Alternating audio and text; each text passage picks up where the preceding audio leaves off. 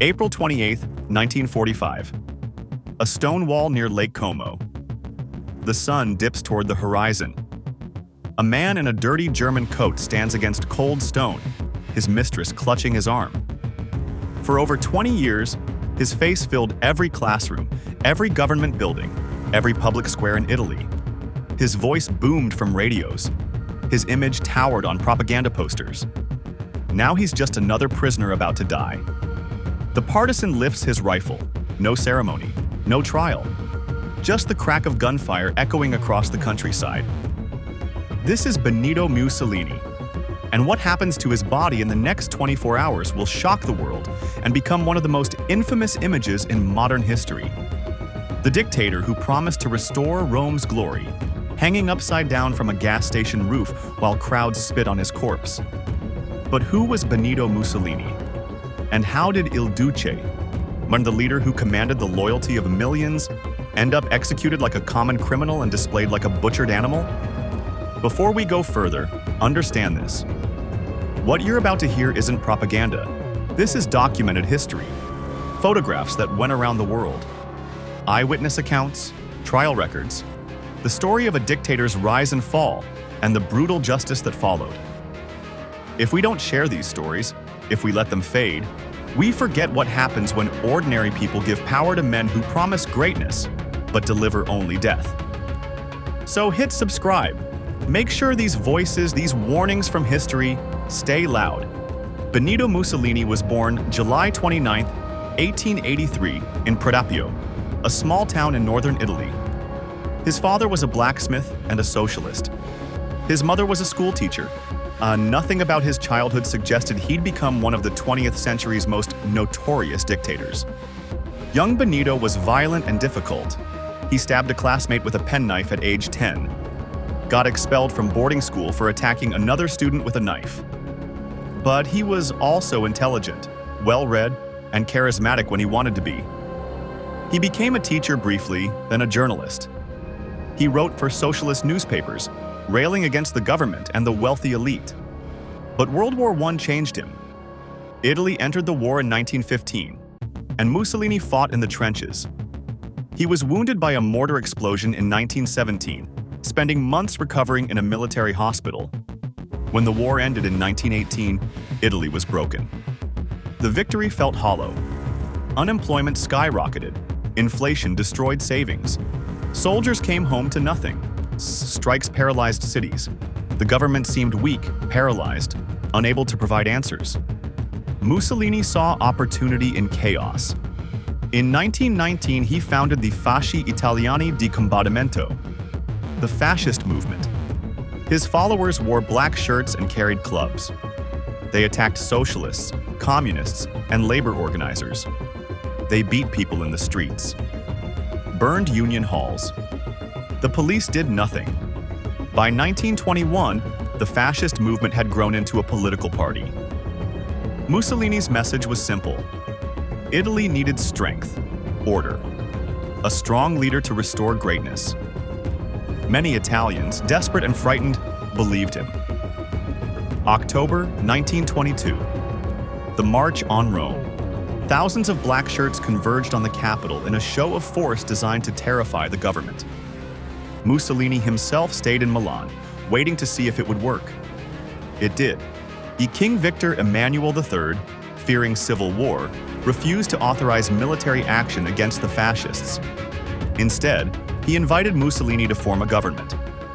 On October 29, 1922, Mussolini became prime minister. He was 39 years old.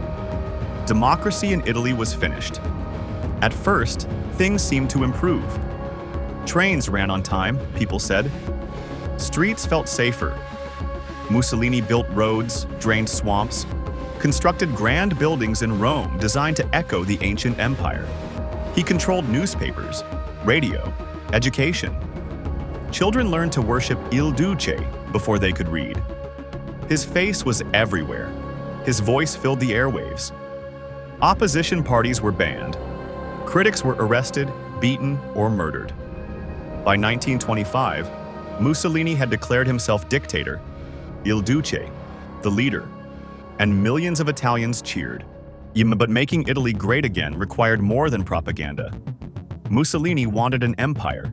He looked to Africa. In October 1935, Italian forces invaded Ethiopia, one of the last independent nations on the continent. The invasion was brutal beyond description. Italian planes dropped poison gas on villages, mustard gas. Civilians choked to death in their homes. Women, children, the elderly, all targets. Ethiopian Emperor Haile Selassie fled into exile and appealed to the League of Nations. The League condemned Italy's aggression, imposed economic sanctions. But the sanctions were weak. Oil, which fueled Italy's war machine, was never banned. Many countries quietly continued trading with Italy. By May 1936, Mussolini had conquered Ethiopia. He declared it part of Italian East Africa and proclaimed the rebirth of the Roman Empire. And the world watched, did nothing. And Mussolini felt invincible. Around the same time, he was growing closer to Adolf Hitler. The two dictators admired each other's strength, shared visions of conquest and racial supremacy.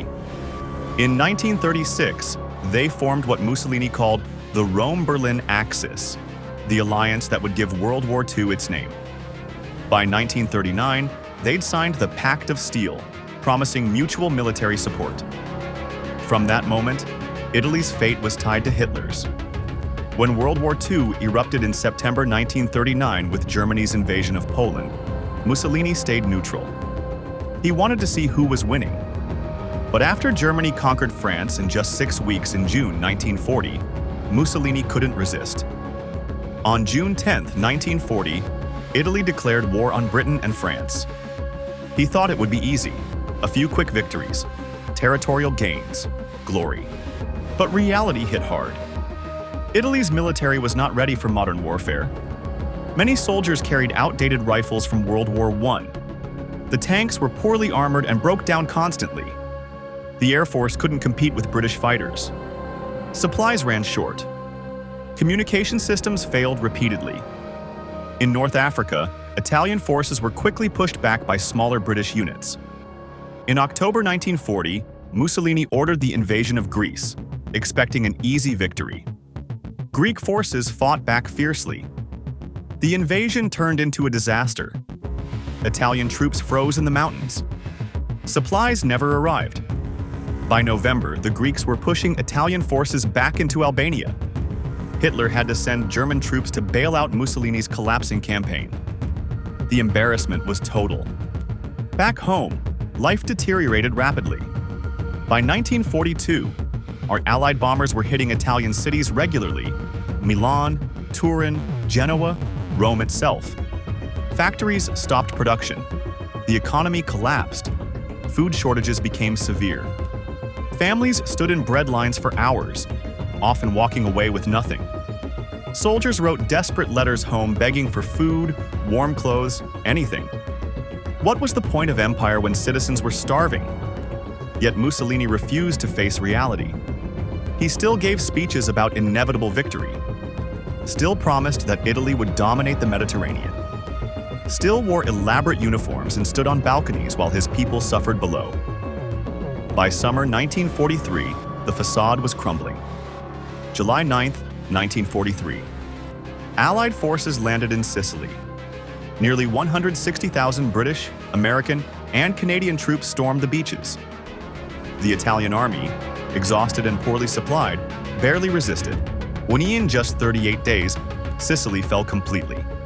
The defeat sent shockwaves through Italy. Allied planes bombed Rome for the first time on July 19th. The Eternal City, seat of the Catholic Church, was no longer safe. Panic spread through the government. Even inside Mussolini's own fascist Grand Council, whispers of betrayal grew louder. On July 24, 1943, Mussolini called an emergency meeting of the Grand Council in Rome. He expected loyalty.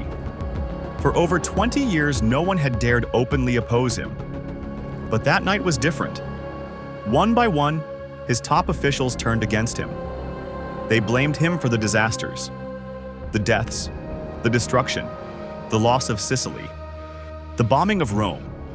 After hours of heated debate, they voted. 19 against Mussolini, only 7 in his favor. He was stunned, betrayed by the men he'd elevated to power. The next day, July 25th, Mussolini went to meet King Victor Emmanuel III, expecting support. Instead, the king dismissed him and ordered his arrest. Guards quietly escorted him away, not for protection, but as a prisoner.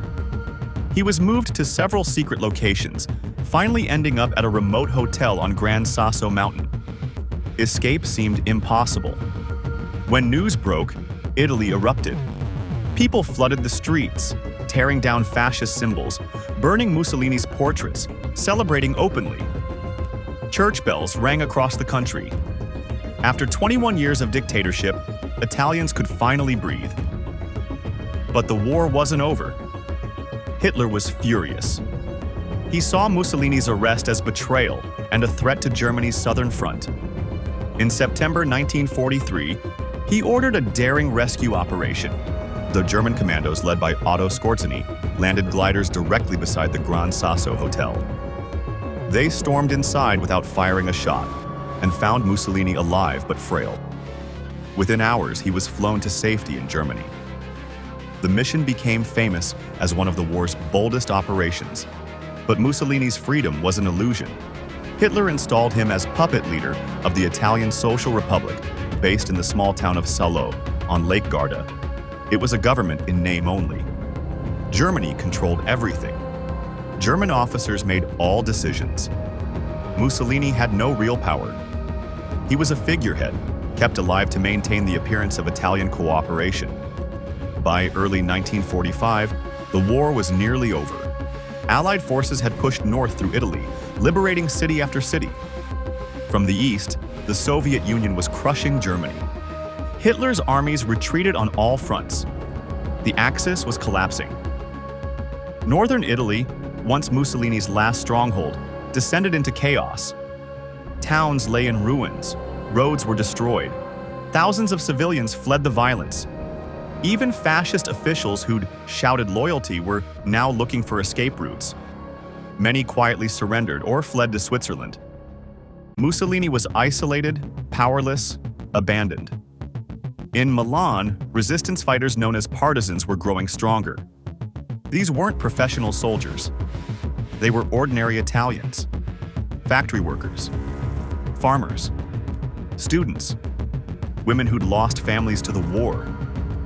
They carried whatever weapons they could find and fought to free their country from fascism and Nazi occupation. April 25, 1945. The partisans launched their final uprising.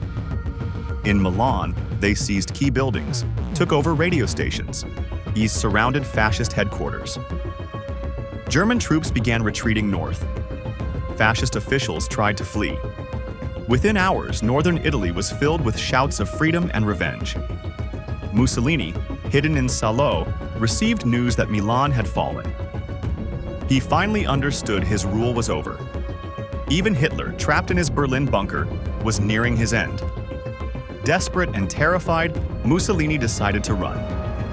On April 25th, he gathered his mistress Claretta Petacci, a few personal guards, and a small group of loyal officials. They planned to escape to Switzerland, cross the border, reach neutral territory. From there, maybe Spain, where dictator Francisco Franco still ruled. Maybe he could negotiate safety, rebuild his image, start over. But the situation was hopeless. Roads were clogged with retreating German troops. Allied planes bombed highways. Partisans controlled nearly every town. Mussolini's convoy moved slowly through the mountains, blending with German soldiers also trying to flee. To hide his identity, Mussolini wore a German military coat and helmet, pretending to be just another soldier. He sat quietly in a truck filled with German officers, hoping no one would recognize him. Claretta stayed beside him, refusing to leave no matter what happened. The disguise failed. April 27, 1945. Near the lakeside village of Dongo on Lake Como, the convoy was stopped by partisans from the 52nd Garibaldi Brigade. They were checking every vehicle for escaping fascists. One partisan noticed a nervous man sitting silently among the Germans. When they pulled him out, they realized who he was. Benito Mussolini. Il Duce. The partisans were shocked. For over 20 years, his face had been everywhere. Posters, coins, classrooms, government buildings.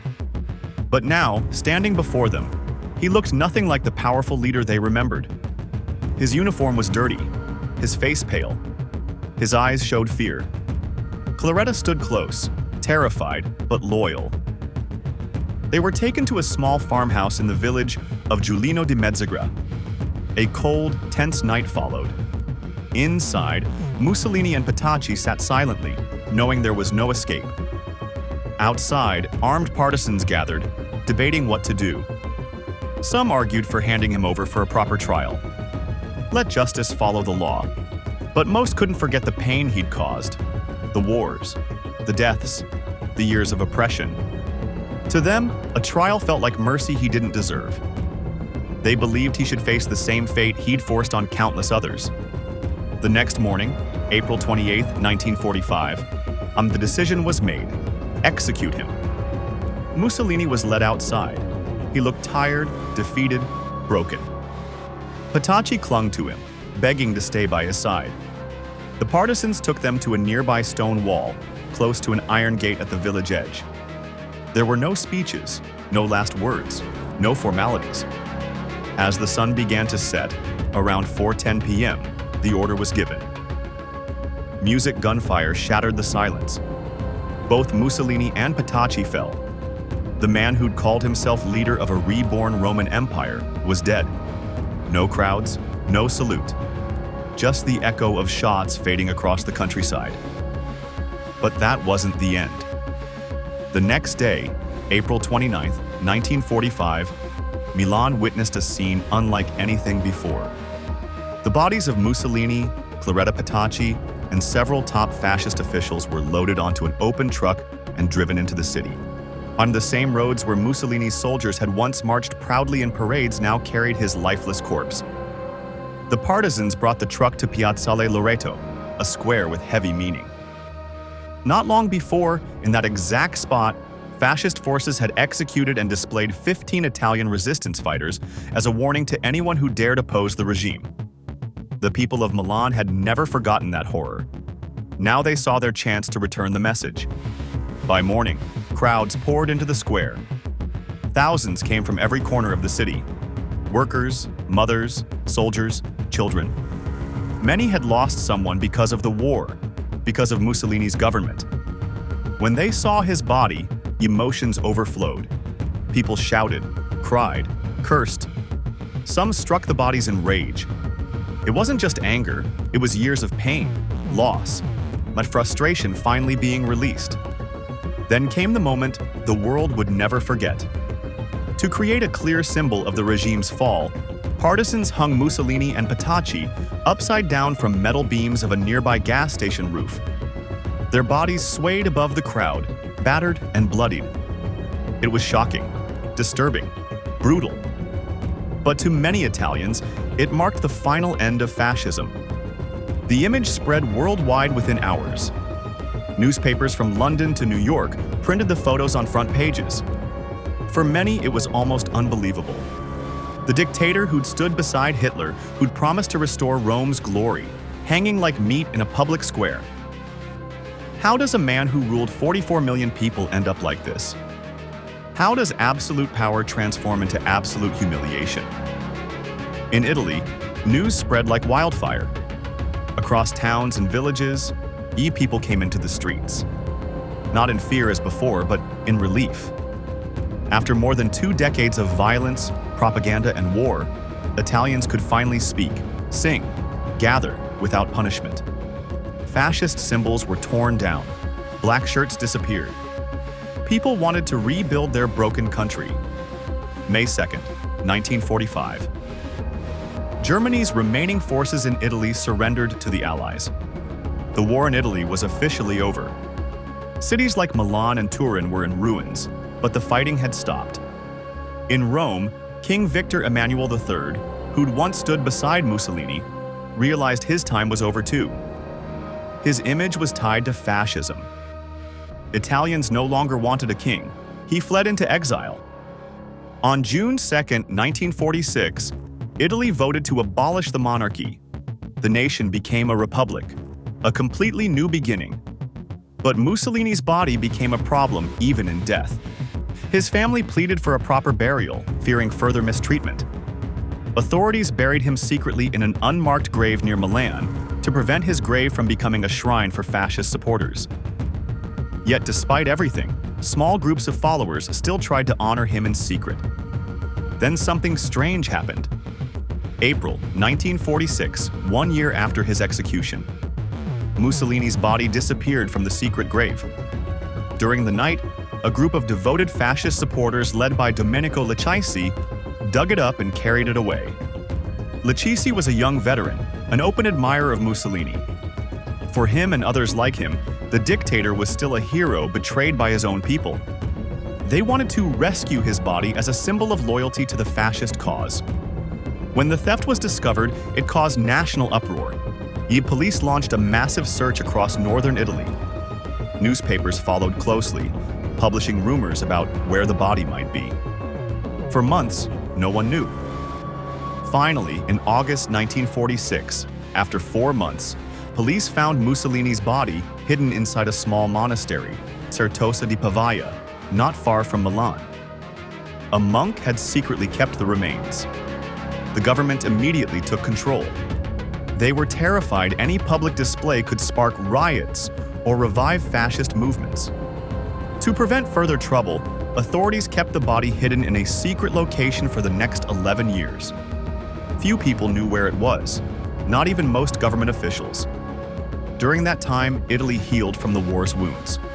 The country rebuilt cities, restored democracy, tried to leave the dark past behind. By the mid-1950s, the political climate had changed. Mussolini's widow, Rachel, repeatedly appealed to have her husband's remains returned. After long discussions, the government finally agreed. August 1957, the dictator's body was given back to his family and buried in Prodapio, the small town where he'd been born. Since then, his tomb has become a strange, controversial sight. Every year, tourists, historians, and even old fascist sympathizers visit. Some come out of curiosity, wanting to see the grave of one of history's most infamous leaders. Others come to pay respect, still believing in the man who promised to make Italy great. Benito Mussolini's story is a warning from history, a reminder of what happens when nations give power to men who promise greatness but deliver only death. He rose by exploiting fear, chaos, and desperation. He ruled through violence, propaganda, and terror. And he died fleeing like a coward, executed by the people he'd oppressed for over 2 decades. The image of his body hanging upside down in Piazzale Loreto isn't just about revenge. It's about accountability, about a nation reclaiming its dignity after years of shame.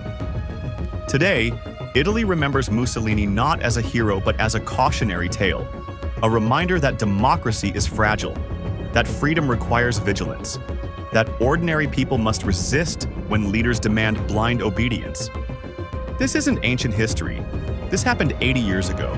People alive today remember the bombings, the hunger, the fear. Remember the day they saw Mussolini's body hanging in Milan. Remember the moment they realized they were finally free. If this story moved you, make sure you subscribe right now. Drop a comment below and let us know your thoughts on how dictators like Mussolini should be remembered by history. Thanks for watching, and please share this video with anyone who values freedom and historical truth. These lessons must never be forgotten. These voices must stay loud.